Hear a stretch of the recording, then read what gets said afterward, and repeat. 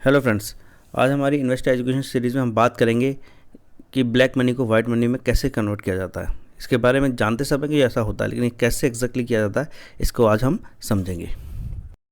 कुछ समय पहले आपने न्यूज़ में सुना ही होगा कि सेबी ने एक्चुअली इन्वेस्टिगेशन कर रहा है मोर देन 50 कंपनीज़ और इंडिविजुअल्स के बारे में, और उसको ये शक है सेबी को कि एक्चुअली ये जो कंपनीज़ हैं ये और इंडिविजुअल्स हैं ये actually fictitious stock market trading में इन्वॉल्व है, जिसके थ्रू जो ब्लैक मनी होती है इंडिया में उसको वाइट किया जाता है, इंडिया और इंडिया के बाहर। तो आज एक्चुअली हम बात करेंगे बेसिकली बाहर से जो ब्लैक मनी होती है उसको कैसे इंडिया में लाया जाता है, किस तरीके से उसको ट्रेडिंग की जाती है, किस सोर्सेज के थ्रू की जाती है और क्या उसकी मोडस ऑपरेंडी है। ब्लैक मनी को वाइट मनी में कन्वर्ट करने के बहुत सारे तरीके विद इन इंडिया और आउटसाइड इंडिया, जैसा कि हमने बात करी। और इसमें एक्चुअली जो आउटसाइड इंडिया होता है, मतलब जो फॉरेन कंट्रीज होता है, उसमें कैसे इंडियंस अपने ब्लैक मनी को कन्वर्ट करते हैं और इंडिया में लेकर आते हैं, उसका एक बहुत ही मतलब क्लासिक एग्जांपल है या वर्डिंग है उसके लिए, वो है राउंड ट्रिपिंग। इसमें क्या होता है कि विदेश में पैसे को मतलब लीगल चैनल्स के थ्रू वाइट करके यानी लीगली ऐसे दिखा के कि हाँ ये लीगल मनी आई है, इंडिया के अंदर लाई जाती है।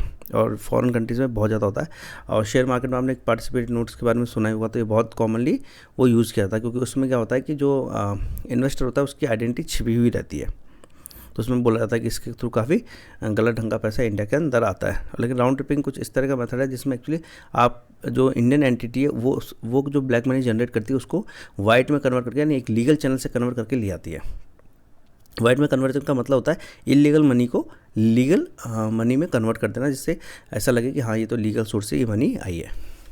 जैसा कि आप ये ग्राफ देख ही रहे हैं, इसमें एक्चुअली एक इंडियन कंपनी है, उसने फॉरेन इंस्टीट्यूशन को पैसा भेजा। फॉरेन इंस्टीट्यूशन कुछ भी होती है, बैंक्स हो सकती हैं, कंपनीज हो सकती हैं, कुछ भी हो सकती हैं, उनको पैसा भेजते हैं। फिर फॉरेन इंस्टीट्यूशन फिक्टिशियस कंपनी के थ्रू इंडियन कंपनी को वापस पूरा पैसा ट्रांसफ़र कर देते हैं। पूरा क्या मतलब हो सकता है कि थोड़ा बहुत शेयर वेयर बांट लेते हो, 5-10% लेते हो, लेकिन बाकी ज़्यादातर पैसा वापस लौट आता है और पूरा लीगली चैनलाइज होकर आ जाता है। तो ये इसको राउंड ट्रिपिंग कहते हैं। और आज हम एक्चुअली जो बात करने वाले थे वो है स्टॉक मार्केट के GDRs की। जैसा कि मैंने आपको बताया कि एक्चुअली स्टॉक मार्केट में एक वे है ब्लैक मनी को वाइट मनी में कन्वर्ट करने का, वो है GDRs। GDR क्या होता है? ये होता है ग्लोबल डिपॉजिटरी रिसिप्ट्स। ये एक्चुअली क्या होता है, जो कोई भी इंडिविजुअल कंपनी होगी जो डोमेस्टिक कंट्री होगी, वो एक्चुअली मान लो फॉरेन कंट्री से पैसा उठाना चाहे तो उसके लिए एक्चुअली वो क्या करती है, एक दूसरे जो इंटरनेशनल बैंक्स होती हैं उसको उससे टाइप करती है और वो एक्चुअली GDR इशू करती है। तो GDR में क्या होता है, कुछ नंबर ऑफ़ शेयर्स होते हैं कि आप ये ग्लोबल डिजिटरी रिसिप्ट है, डिपॉजिटरी रिसिप्ट है, और इसमें एक्चुअली इतने स्टॉक्स आपको मिलेंगे। तो सेबी ने सबसे पहले एक्चुअली मैनिपुलेशन जो GDRs में देखा था वो 2001 में देखा था कि इसमें एक्चुअली कुछ मैनिपुलेशन हो रहा है और जो पैसा है मतलब राइट सोर्स का पैसा नहीं है, या कुछ जिस तरीके से स्टॉक मार्केट को थोड़ा ऊपर उठाने के लिए GDRs का इस्तेमाल किया जाता है। ओवर ए पीरियड ये भी पता चला कि GDRs का जो इस्तेमाल है खासतौर से 2010-11 के आसपास कि जिसमें बहुत ज़्यादा सस्पिशन आया था और बहुत ज़्यादा एक्चुअली कंट्रोल में आया था कि GDRs का यूज़ एक्चुअली ब्लैक मनी को वाइट मनी में कन्वर्ट करने के लिए भी हो रहा है। यानी पहले GDR का यूज़ होता था स्टॉक मार्केट में बहुत ज़्यादा ट्रेडिंग एक्टिविटी दिखाने का, क्योंकि GDRs को क्या होता है, जो भी बैंक इशू करती है GDR उसको भी एक्चुअली वो फॉरेन कंट्री में उसको बेच और खरीद सकते हैं। तो उससे क्या होता है, जो इंडियन मार्केट की जो स्टॉक मार्केट होता है उसमें भी इसका इन्फ्लुएंस आता है। तो उसमें बहुत ज़्यादा एक्टिविटी को दिखाने के लिए GDR का इस्तेमाल किया जाता है। ये तो 2000 पकड़ा था। और उसके बाद ब्लैक मनी के किसका पैसा एक्चुअली ब्लैक मनी में भी यूज़ किया रहा है GDR को ब्लैक मनी को वाइट मनी में कन्वर्ट करने के लिए, ये 2010-11 के आसपास पकड़ में आया था। GDR जैसे मैंने बताया एक्चुअली फॉरेन कंट्री में जो बैंक होती है वो इशू करती है। तो GDR बेसिकली बैंक सर्टिफिकेट की होते हैं, है ना, सर्टिफिकेट्स है ना, issued in more than one country for shares of company which are held by foreign branch of an international bank. GDR क्या है, एक्चुअली बैंक सर्टिफिकेट्स हैं, ये डी हो गया थोड़ा, सर्टिफिकेटेड नहीं, सर्टिफिकेट्स हैं, issued in more than one country for shares of company which are held by foreign branch of an international bank. अब होता क्या है कि एक्चुअली इसमें क्या एक फिक्स नंबर ऑफ शेयर्स होते हैं। अब बाद में चाहे तो कोई भी जो कंपनी GDR को रखती है वो एक्चुअली उसको ट्रेड भी कर सकती है और चाहे तो उसको स्टॉक में भी कन्वर्ट करवा सकती है डोमेस्टिक कंट्री में। जो एक टिपिकल मोडस ऑपरेंडी होती है, मोडस ऑपरेंडी मतलब काम करने का जो तरीका होता है, वो एक्चुअली इन्वॉल्व जो करता है वो ये है कि जब बाहर GDR बेचती है कंट्रीज़, एक्चुअली क्या होता है कि जैसे विदेश से पैसा लेना तो कंपनी क्या करेगी, GDR इशू करेगी।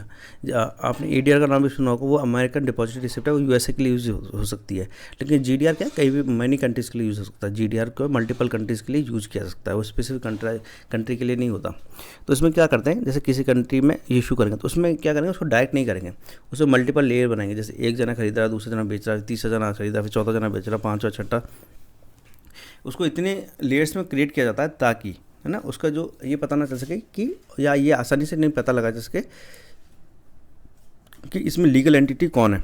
तो इसमें कई साल लग जाएंगे आपको। सेबी के केसेस में या फॉरेन कंट्रीज़ में भी आपने केस देखे होंगे तो देखा होगा, स्टॉक मार्केट फ्रॉड्स होते हैं वो कई साल तक चलते हैं उसके, क्योंकि उसमें क्या होता है, इतनी लेयर्स क्रिएट कर दी जाती हैं कि वो लेयर्स को ना पता करना, उसके बारे में क्लियर होना कि सही है गलत है, इसमें बहुत ज़्यादा वक्त लग जाता है। तो जब GDR इशू किए जाएंगे तो एक्चुअली ये अलग अलग कंट्रीज़ में हो सकता है, जैसे स्विट्ज़रलैंड हुआ, हांगकांग हुआ, सिंगापुर हुआ, मॉरिशस, कनाडा, दुबई वगैरह। इसका बहुत ज़्यादा यूज़ होता है, दुबई का बहुत ज़्यादा यूज़ होता है, मॉरिशस का बहुत ज़्यादा यूज़ होता है, सिंगापुर का बहुत ज़्यादा यूज़ होता है इंडिया में। For multi layer transfer of funds before bringing them back to India. इसमें क्या होता है, मल्टीपल लेयर्स होगी। अब जैसे एक ने यहाँ से खरीदा, फिर दूसरी कंट्रीज में खरीदा, फिर तीसरी कंट्री के अंदर खरीदा, फिर वापस वो पहली कंट्री के अंदर आया, फिर उसने इंडिया के अंदर भेजा। तो बहुत ज़्यादा लेयर इसमें क्रिएट करी जाती है ताकि उसका पता नहीं किया जा सके।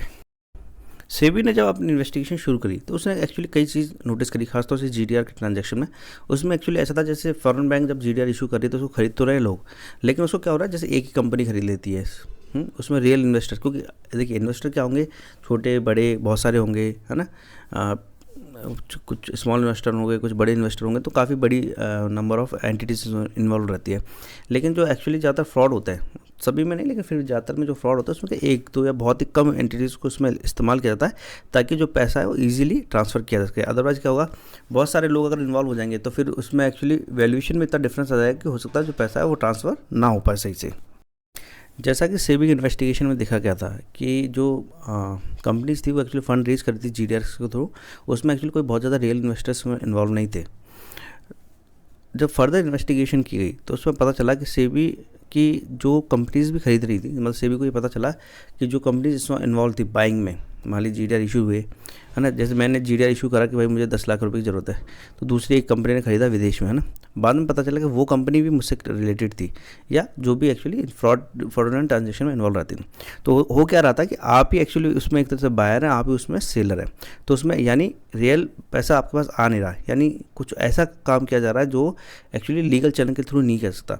तब सेबी को एक्चुअली ये डाउट हुआ कि इसमें ब्लैक मनी हो सकता है कि वो ट्रांसफ़र की जा रही है, क्योंकि बाहर की जब विदेश कंपनी आपके GDR को खरीदती है फिर वो स्टॉक में इसको कन्वर्ट कर लेगी, तो आपको क्या होगा, आपके पास तो सारे पैसे आ जाएंगे, और फिर बाद में आप चाहे उसको बेच दें, चाहे वो कंपनी उसको 10 रुपये में बेच दे, 50 रुपये के GDR को 3 रुपये में, तो उसके पास उसको जो काम करना था वो कर दिया।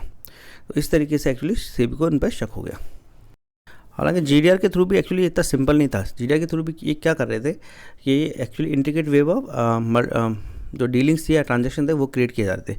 क्या होता था कि जैसे एक कंपनी मुझे खरीदना है मान लीजिए, और मेरी A कंपनी या B कंपनी है वहाँ पर, जो एक्चुअली फाइनली मुझे पैसा देगी, लेकिन पहले क्या हुआ, उसको A से खरीदवाया जाएगा, फिर किसी और से खरीदवाया जाएगा, फिर वो जो फाइनली जो कंपनी है जिसके एक्चुअली क्या कहता है, जिसका पैसा है मेरे पास आना है या किसी और के पास आना है, तो उसको एक्चुअली वो खरीदवाया जाएगा और उसके थ्रू फिर एक्चुअली वो स्टॉक्स को कन्वर्ट करेंगे और फिर जो पैसा है वो इंडिया के अंदर, मतलब जिस भी कंपनी के पास जाना है वहाँ चला जाएगा। तो इसके लिए क्या करते हैं, ये बहुत ही फिक्टिशियस बिजनेस डीलिंग्स क्रिएट करते थे, इसके साथ ट्रेड कर रहे हैं, उसके साथ ट्रेड कर रहे हैं, सेवरल बैंक अकाउंट्स क्रिएट किए जाते थे, है ना, ताकि जो सोर्स ऑफ मनी है वो ईजीली पता ना किया जा सके, ये पता ना चल सके कि एक्चुअली इसमें फेक कौन सा है और रियल कौन सा है। ग्लोबल डिपॉजिटरी रिसिप्ट जो होती है वो एक्चुअली मनी लॉन्ड्रिंग के लिए इस्तेमाल की जाती है। जैसे ब्लैक मनी जो होता है उसको एक्चुअली कंट्री में लाना लीगल वे में, उसको मनी लॉन्ड्रिंग कहते हैं। किसी भी इलीगल मनी को लीगल वे में कन्वर्ट कर देना, उसी को मनी लॉन्ड्रिंग कहा जाता है। ठीक है, तो ये था। तो GDR एक्चुअली यूज़ होती है मनी लॉन्ड्रिंग के लिए through trading companies that mostly exist on paper, यानी जो पेपर पे एग्जिस्ट करती है। आप देखिए क्या हुआ कि जो भी कंपनी वहाँ पर पैसा लगा रही है GDR में, हो सकता है वो रियल कंपनी ना हो, या लोग वो है वो रियल इंडिविजुअल्स ना हो, जो एसोसिएशन है वो रियल एसोसिएशन ना हो, वो एक्चुअली फिक्टिशियस हो जो क्रिएट की जाती है सिर्फ पैसे को ट्रांसफ़र करने के लिए। तो ऐसा भी होता है। रियल कंपनी भी होगी तो वो एक्चुअली ब्लैक मनी कैसे ट्रांसफ़र करी, GDR को बाय करके। फिक्टिशियस कंपनी भी GDR को बाय करके वो जो पैसा है एक्चुअली सोर्स कंपनी होती है, जो मेन कंपनी होती है, उसको ट्रांसफ़र किया जाता है। सेबी ने अपनी इन्वेस्टिगेशन में एक चीज़ का और पता किया। देखिए आपने कई तरह की चीज़ देखी कि पेपर, एक तो उन्होंने पता किया कि पेपर ट्रेडिंग हो रही है, यानी मतलब पेपर पे बनी हुई कंपनियां कर रही हैं। दूसरा उन्होंने पता किया कि एक्चुअली जो GDRs का यूज़ हो रहा है उसमें जो इन्वेस्टर्स हैं वो बड़े मिस्टीरियस से इन्वेस्टर हैं। वो एक्चुअली क्या होता है, जब शुरुआत में आ जाते हैं कंपनी में, जब स्टार्टअप शुरू होने वाला है, कोई छोटी मोटी कंपनी है, उसने भी अपना GDR इशू किया तो उसका भी करोड़ों अरबों का जो GDR है वो खरीद रहे हैं लोग, और ख़ास बात यह है कि 2-3 साल बाद उस GDR को बहुत ही हैवी लॉसेस पे बेच दिया जाता है। तो ऐसा लगता है कि खरीदने वाली कंपनी का नुकसान हुआ, जिसने उसको बेचा, GDR को एक्चुअली क्रिएट किया था जिस कंपनी ने करवाया था, उसको कुछ भी फ़र्क नहीं पड़ रहा। लेकिन ऐसा नहीं था, उन्होंने देखा कि ये इनिशियल इन्वेस्टर बहुत कंपनीज़ में क्रिएट होते हैं और 2-3 साल बाद ये बहुत हैवी लॉसेस पे उसके GDR को, जो स्टॉक वगैरह होता है, उसको सेल कर देते हैं। तो इससे एक्चुअली सेबी को शक हो गया कि जो GDR है उसका एक्चुअली ब्लैक मनी के लिए यूज़ होता रहता है। बाद में आप देखेंगे अभी भी 2020-21 में भी वो केसेस हैं, पिछले 10-15 साल से चल रहे हैं और उनमें से कई पे फाइन लगे हैं 4-5 करोड़ के। और लैप्सेस को ढूंढा गया है और सेबी ने कोशिश करी कि लैप्सेस बंद हो जाए।